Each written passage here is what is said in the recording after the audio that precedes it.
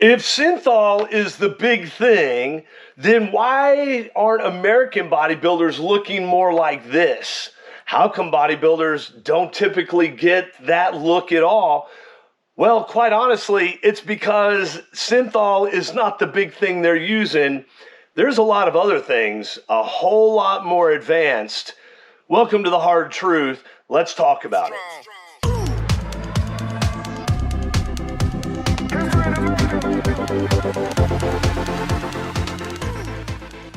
Hey, I wasn't actually going to do this video, but I've been asked quite a bit, so I decided to go ahead and cover Synthols and PMMA and hyaluronic acid and other things that guys were using to inject locally into the muscle. The idea behind pump and pose in the 50s and Synthol was basically the idea that the more that you injected over a period of time, loaded that muscle up, that eventually the cavity that it made in there would be replaced by muscle fiber. Now, quite honestly, I didn't buy into that, but it was great to stretch fascia, or at least that's what we thought in the old days before we had a lot of information available to us. This bottle right here was sent to me by Boston Lloyd. Most everybody knew who Boston was. I actually knew Boston pretty well.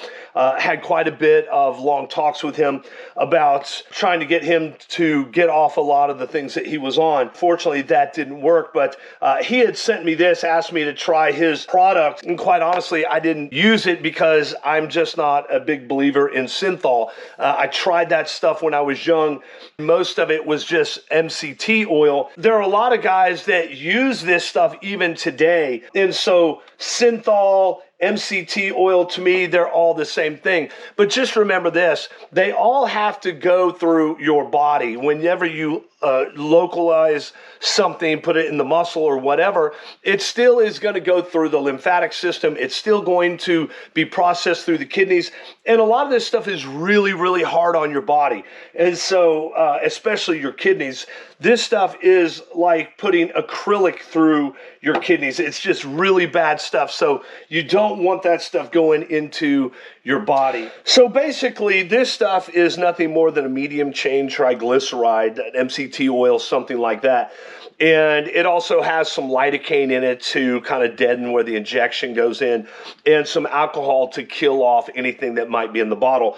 But quite honestly, this stuff is really gnarly, because the moment you put it in, it may inflame the muscle a little bit, but over time, this stuff disseminates through the muscle and never truly goes away, because what happens is as you do your research, you find out that this stuff, when it goes in between the muscle fibers, it hardens. And so it eventually and ultimately weakens the muscle over time.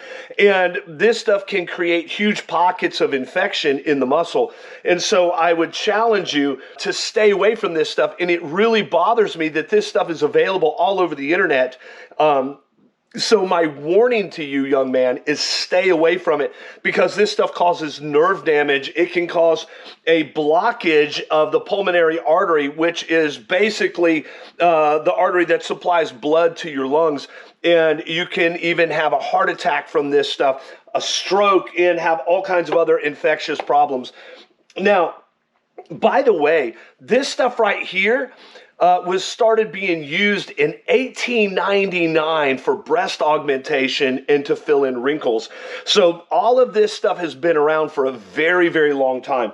The other thing, not just pump and pose and Synthol, we were using was hyaluronic acid. This was kind of the next thing that was on the market that was accessible that we could get to.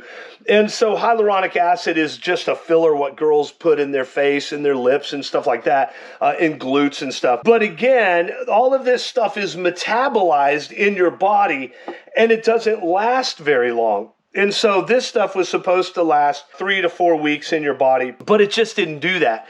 So no matter where you put it, it would just last a little while, and the effects weren't really that great. When I was young, I had big quads and I had big old quad sweep. But as I got older, the first thing that goes is your legs. And so even though my legs were big, I didn't have that great size and that great fullness in my quad sweep anymore.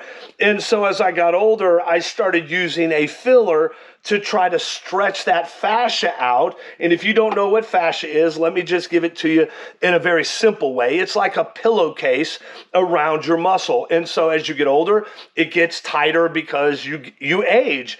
And so I was using this during the off season in large amounts to try to stretch that fascia and get that muscle to expand and be able to grow more freely.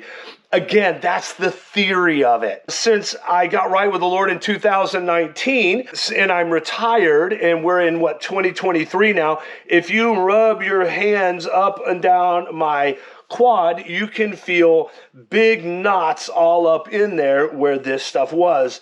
And where those injections all were, quite honestly, is numb. And so I'm sure one day that stuff may have to get cut out. But that, again, is a consequence of a choice that I made. And I want to stop here and just tell you, young man, who I am trying to address this entire thing to, my entire YouTube site is to you, young men. Stop and listen to me for a second. All of this stuff is choices that you're making as a young man. Dallas McCarver, Luke Sandow, all of these guys made choices as young men that came back to cost them dearly. Now, all of these things are choices. You can control your choices. You cannot control consequences. And so anything that you put in your body will be processed through your body and you will suffer the consequences, if not now, eventually. You see, sometimes consequences pile up and we don't get them until they avalanche down. Everything that you put in your body, every choice is a consequence. One other consequence, I did not know Rich Piana, but I know he was using PMMA. Everybody knew that he was using that. And so Rich was using something that was a little more advanced than this stuff, but it's been around since the 30s. I believe, in a simple way to put it, they're like a little acrylic microspheres in gel, and they're injected locally again into the body, and supposedly it lasts 5 years. The problem with that is again, it has to be processed through the body. The body is going to take it and it's going to eat this stuff up over time and it will metabolize it. Now, everybody's body metabolizes differently. This stuff does not last very long. The other lasts a little longer, but all of this stuff migrates. And so when you inject the biceps with Synthol or hyaluronic acid or anything else, eventually, just if you look at Rich Piana, it migrates down. Gravity pulls it down and it starts to misshape the muscle. And what happens then? Then you have to get more up in the area where you want. And as you looked at Rich over time, you saw how misshapen he got. Boston Lloyd the same way. What most guys use, pros and top national guys, is Essa or Nolotol, and I'm not sure how readily available that stuff is since I retired, but we were using Essa a lot. Basically what it is it's a muscle wasting steroid that was used post-surgery, things of that nature, or from diseases in its therapeutic use. It was a drug that provides, when you inject it locally, a swelling effect in the muscle that lasts, they say, up to 72 hours. A lot of guys would start using it a week or so out from a show, but when I was using it about 72 hours before, because I just didn't notice that the swelling lasted that long. Most guys put it in biceps, triceps, calves, delts, that type of thing. And most guys would use an insulin needle, but what would happen when you use an insulin needle in that, there is a lot of trauma to the skin, and so you'd get a lot of subcutaneous water. A lot of guys that use it in their quads would use it with an inch to an inch and a half needle to make sure that they got it deep in the muscle, and it would ensure there was a lot of swelling. With a lot of guys that would use too much of this stuff is they would get it into the muscle too close together, and they would get a lot of water that would get up underneath the skin, and it would blur everything out. I can tell you that is the case because when I was at the North Americans one year, I placed second. And honestly was surprised I placed second because I had used it in my outer quads and in both legs, of course. And it just didn't work out well for me because I had come off of the Universe a week or two earlier and placed second there. But when I went into the North Americans, I used it again, and it just was a cascading effect. I had already had a lot of damage to the skin from the first injections, went into the second contest. Everything had not healed up enough and was using it in the outer quads there. I just didn't need it in my arms in that because I had big traps, big shoulders, and big arms. So I did use it in my left pec because of the nerve damage that I have from the car accident, but mostly in my outer quads. Again, as I got older, the quad sweep goes away. That's just an effect of age. And so I was using it, and that morning when I got up, the night before, they looked great, really big, swelled up, looked good. The next morning I got up at 4 o'clock to continue my eating regimen. And when I got up, I looked and my legs were completely waterlogged. I did everything I could to try to get that water off, but just couldn't get it off. It just blurred everything. But somehow I still placed second. Wasn't sure how, but I did. So Essa and Nolotol are two drugs that a lot of guys use. I do believe it's still being used today. But there again, we don't know all of the side effects of all of that stuff. And there are guys that literally use hundreds of shots for a contest. And that's not an exaggeration. So what I'm highlighting is not to highlight and glorify a drug. What I'm telling you is these are the crazy and extremes that guys go to try to win a show, to try to beat the next guy. And it's all smoke and mirrors.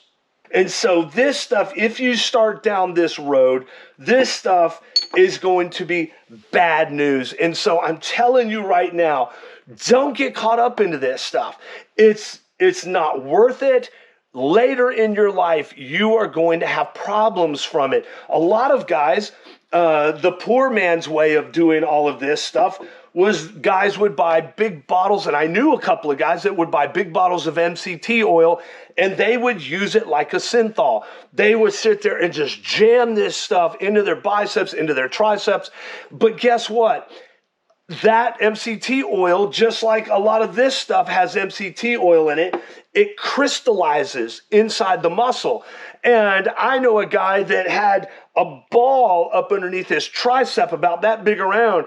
And when he was messing with it, it literally, you could feel it crash like glass and go completely flat.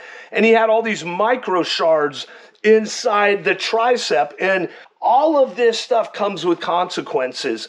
Don't get caught up in the here and now. Don't get caught up in the look. Think about something. One day you're going to get older, and one day you will pay the price for all of this stuff, just like we all do. Now, look at Ronnie Coleman. Ronnie may be out there saying, oh, I do it again. But quite honestly, with all of the pain that guy goes through, do you honestly think he'd do it again? Dallas McCarver, all the choices he made, do you honestly think he'd do it again? Luke Sandow, John Meadows, name them all, guys. Do you honestly think they would do it again? I dare say the answer is no. Again, you cannot control your consequences, but you can control your choices. Choose wisely. Get off of this stuff. Enjoy fitness, enjoy health, but get away from this sport if at all possible. Go natural if you want to do it, but understand there's a why behind the what's. 2019, when I got my life right with the Lord Jesus, I realized it was because I was trying to fill an emptiness in my life.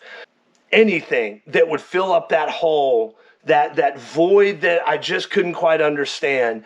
And when I got my life right with God, all of a sudden, this stuff wasn't important anymore.